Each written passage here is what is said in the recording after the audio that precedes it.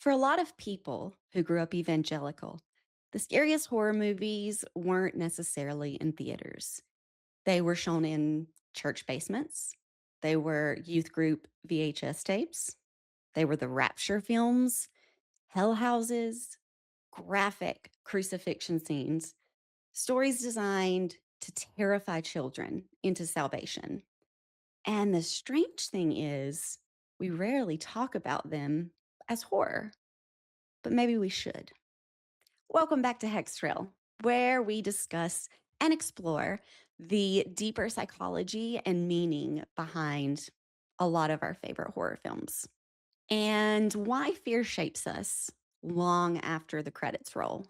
Today, I really wanted to cover a topic that honestly a lot of people do not know about. And I won't be surprised if people that find this video have never heard of this. Unless you are like me and you grew up in the 90s, early 2000s, Christian evangelical world. And that would be known as Christploitation. It's literally a term that comes from exploitation films. Think like your Cannibal Holocaust or I Spit on Your Grave, Hills Have Eyes, those types of films. The difference is these are specifically Christian exploitation films, hence Christploitation. I hate that word. It shouldn't exist. It should not exist, but it does. And because I grew up in the middle of all of this and was exposed to all of it, I have a very unique perspective. So come along with me. Let's jump into it. Christploitation. So, in simple terms, like I just said, Christploitation is a blend of Christian messaging and exploitation filmmaking. Now, don't get me wrong, there are some exploitation films that I actually really like. I love Grindhouse. That's a great one.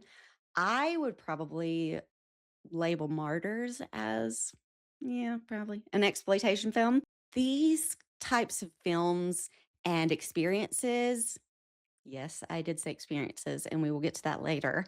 But these films use things like fear and trauma, apocalyptic imagery, guilt, violence, and of course, eternal damnation and punishment. The difference between Christploitation and your run of the mill exploitation film is that the goal of a I hate saying it, it feels so weird. The goal of a Christploitation film is often not about entertainment. It's about learning obedience. So let's hop into a couple examples of movies like this.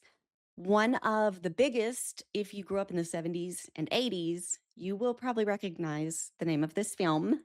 Also, if you were in a Christian realm, A Thief in the Night. It was extremely low budget, but psychologically very effective. This was one of the first, what I like to call left behind rapture themed movies that made a splash. The film follows a lady named Patty who is just not quite ready to accept Christ or Jesus the way that her husband and her friends think she should. She's more of a liberal Christian that, just loves everybody and tries to do the right thing. I don't know, but anyway. And it's because she's a part of a more liberal church where they're probably just treating people the way that Jesus said to treat people. But that is not in line with what this whole movement was about.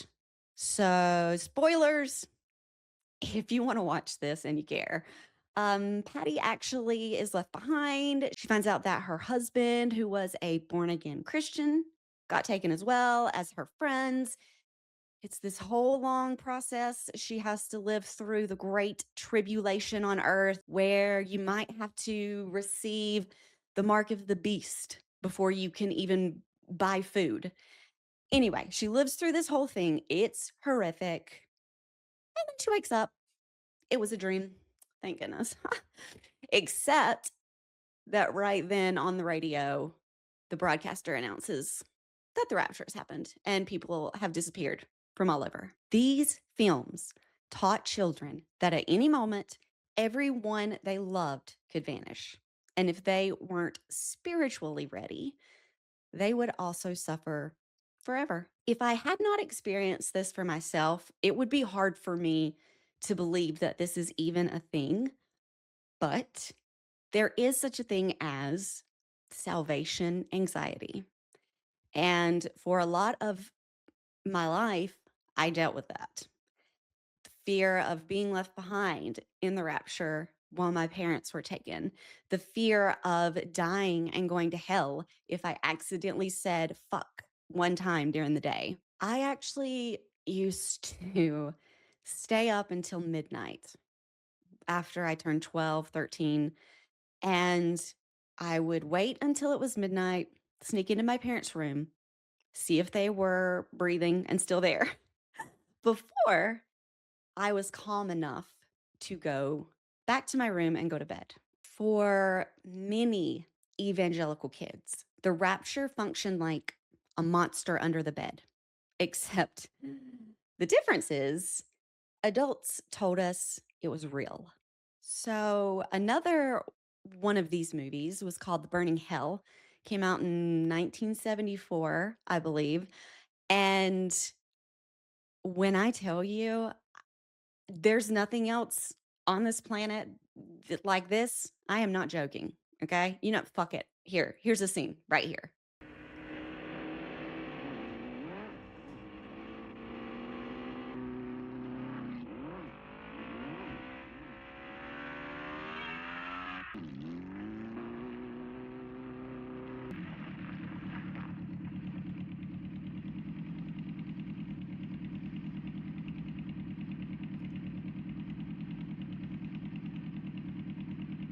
Yep. That motorcyclist just had a wreck, was like cut in half and decapitated. And oh, gotta love those 70 practical effects when you had a low budget. Some bright red paint they're using. But that aside, that would terrify children. Terrify them. And the whole purpose of that scene and this plot line is for the other guy, his friend that was also riding motorcycles with him, to wander down the road to a church where he tells the pastor what happened and how scared he is because they've not listened and they weren't saved like they should have been. To then have the pastor tell him, yes, your friend sadly is in hell. And there's so much more in this movie. It intercuts, it goes from scenes of people in hell burning and miserable and screaming back to a clip of a pastor preaching to this guy that just lost his best friend. I've not seen him shed one tear, but why not? Cuts back and forth. It's pretty much the whole movie. And it's bonkers. But sadly, this movie was not a one off. Rapture films weren't the only evangelical media built around fear. Some films went even further. Instead of asking, what would happen if you were left behind? They asked, what happens if you died tonight? And this film was one of the most infamous examples of fear based evangelical filmmaking. And unlike a lot of traditional horror films, The Burning Hell and A Thief in the Night, movies like that, they weren't just trying to frighten audiences for entertainment or for fun. They were trying to convince you that the horror was actually real. And that distinction is what matters so much psychologically. Again, it can't be overstated. For many viewers, including myself, These were not metaphorical monsters. It was an actual eternal threat, one that I would never be good enough to avoid. When we think about horror cinema, what's fascinating is how closely films like The Burning Hell mirror regular exploitation horror. Graphic suffering, shocking imagery, emotional panic, urgency, and the constant threat of punishment. You could even say the difference is that horror films usually end when the credits roll, but evangelical fear, that put into media and filmmaking, it often follows the viewers home. These 70s and 80s films, they led the way, cleared the path for movies like Left Behind and The Passion of the Christ to come along. Left Behind was so massive when I was growing up that not only was it everyone in the Christian realm knew about it, it was like worldwide. People that were not Christians or didn't hold a strong faith of any kind, they knew what this was. That's how big of a deal it was. Left Behind put a lot more of the political paranoia in it as well. And the fear of, well, globalism, antichrist on the rise, and possible world ending scenarios. And through that, the end times indoctrination and belief just grew exponentially. And it was so powerful and it achieved what this organization and group of people wanted so perfectly that they decided it was no longer good enough just on film. They decided it was time to take it a bit further, be a little more edgy with it. These movies turned into physical experiences designed to immerse you, the audience, inside of the religious horror itself. And those were called hell houses. Hell houses were mainly a southern East Coast type of thing, even though there definitely was some on the West Coast and everywhere. We had it locked in though. We really, really, we were obsessed, unfortunately. And when I talk about hell houses, I am not talking about some fun haunted house adventure that I actually wanted to go on when I was that age. I'm talking about soul crushing, reality shattering terror. So, what was a hell house? You may have even heard it called a judgment house, or as some of the ones that I went to were called, holy terrors. What were we doing back then? What the fuck? Like, seriously. Anyway, hell houses. I'm going to throw some clips up for you from a wonderful documentary called Hell House that followed a church as they got ready to put on one of these haunted house adventures for the youth. So, a hell house is essentially a haunted house, except there's just no monsters. All the good stuff is gone, no fun things. You don't get to enjoy the scare. Kind of sucks. But anyway, sorry about the tangent. These hell houses were designed so that you did walk through it sort of like a haunted house. You would go from scene to scene to scene in a building, and each scene would hold some kind of new horror. You had scenes of abortions, a teenager deciding that she wanted an abortion. And of course, they had to be as graphic as possible about this and show that it was botched. And now she's just useless. She'll never be able to have children again. It's the worst possible thing she could have done, on and on and on. Well, as if that wasn't enough, you just continue down this little path. You have rooms that depict suicides happening where someone is literally just so depressed and sad, and they are playing this part, this character, whoever is playing it, they are convincing. They are weeping, they're on the ground, they are praying and saying that they don't believe anyone is listening because they couldn't possibly feel this pain if there was. And of course, it leads to a suicide. Come on! Ah! Oh my God! No! Come on! Help me! No! No! Every Hell House was different, and everyone should have never existed. But I'm going to run down a few of the main scenes and certain things you would see if you got to ever experience one.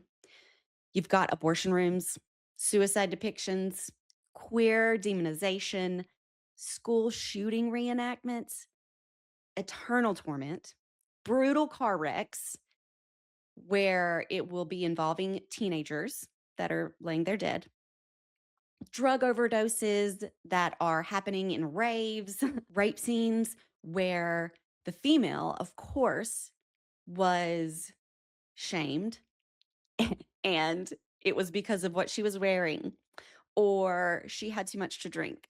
So, yeah, that's always fun to see as a kid. A rape scene in a hell house where the girl that was raped still gets to go to hell. Poor Jessica. You could go to the police and tell them that you were raped. But then again, you don't know how many guys had you tonight. And you don't remember one of them. Remember what your daddy used to do to you when you were a little girl? I just can't take the That's pain right. anymore. You're worthless, Jessica. Your life is worthless. And hell houses, they used horror language intentionally, which pisses me off. They used jump scares, they used gore, and I mean a ton of gore. Punishment, fear, demons, shame, suffering, and finally, the best part of the whole night, you also end up in hell and get to experience what that would be like as the demons antagonize you and are rude to you and are pushing you around. Here you will be subjected to constant torture and everlasting pain. Let us meet those who have swallowed the poison of my life. When I was a kid, my uncle did things to me that changed my life. He said I was born that way, and I believed the lie. It's all in an effort to, as soon as you leave that room, go into a new room that looks like heaven and give your life to Christ. Which is it easier to do? Stay here knowing what you know that you've done and you've not got right with God, or go through that door knowing what's tugging at you? The only way you are going to ever survive all of the things I just said is if you accept Jesus into your heart and into your life the way that they expect you to. Honestly, I could talk about hell houses for a very long time. I really should do a whole video. They are just wild. And the fact that from when I was like the age of 11 until I was like 17, that is what I did every single year for Halloween, should tell you a lot. Most likely why I love extreme horror the way that I do. Yeah, starting to add that up a little bit. But enough about hell houses. Let's talk about The Passion of the Christ for a second. Came out in 2004. Mel Gibson was the director. I was taken with my entire church and youth group to see it in theaters. And boy, did it change me. I don't even think necessarily that it was done in a terrible way, if that sounds weird. I think it's good to show the extreme side of things. And I think showing the brutality that Jesus endured when he was being executed was done decently well because viewers weren't simply asked to understand the suffering, they were asked to witness it, to not be able to look away from it. And to be fair, you could even connect the Passion of the Christ to films that explore things like martyr narratives, bodily sacrifice in horror film, torture porn horror, even to an extent. But when you do all of that, asking the viewer to change every belief and believe the way that you do, or this will happen to you, it's just not the way to go about it. But because this movie was intentionally done in a way to make it as graphic as possible for Christian audiences who, let's be real, most would not watch horror films, didn't like a lot of gore and things, you know, which I think would be fine if you didn't ask the viewer to believe it entirely, wholeheartedly, with no exception and no questioning. That is what makes this specific film different for me than a lot of other regular horror films. So, why does all of this even matter? Like, why am I talking about it?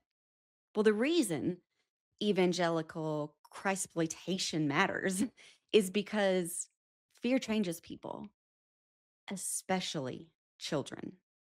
When you present children with films like these that do nothing but depict the worst of the worst in humanity and the worst of the worst of eternity, let's talk about giving the kids some anxiety, some shame, fear based, apocalyptic trauma. Yeah, that's what it did. So, not everyone may have experienced these films the same way. For some, and some that I know personally, some people, they're very meaningful.